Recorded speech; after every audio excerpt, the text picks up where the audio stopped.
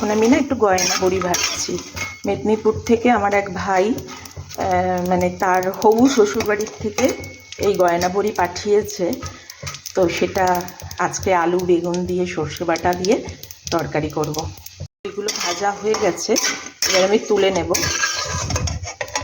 এত ভালো খেতে না বড়িগুলো, কি বলবো। আমি তুলে নিয়ে আমি একটু 5 ফোড়ন দিয়ে দেবো, তারপরে এই লম্বা করে আলু একটু ভাজা ভাজা হোক, বেশ ভাজা ভাজা হয়ে এসছে। এবার এই বেগুনগুলো দিয়ে দেবো, টমেটো দিয়ে দিলাম, এগুলো সব আমাদের গাছেরই। এটা টক টকভাবে তরকারিটা খেতে খুব ভালো লাগবে,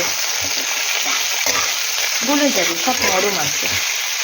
এবার একটু একটু ডাঁটা দিয়ে দেবো, বসন্তকাল তো এই সময় একটু ডাঁটা তেঁতো জাতীয় জিনিস এগুলো খাওয়া উচিত প্রত্যেকের, শরীর ভালো থাকবে, বসন্ত রোগ হবে না।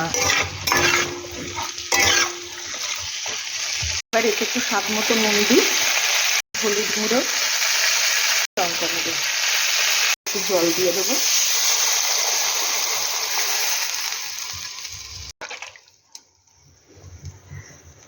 বড়িগুলো আমি এতে ছেড়ে দিয়েছিলাম, তরকারিটা প্রায় হয়ে এসেছে, আর একটু ঝোলটা মরবে, তারপর নামাবো।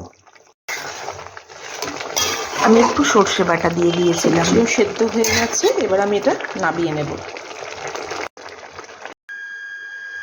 নামিয়ে নিয়েছি, তরকারিটা হয়ে গেছে।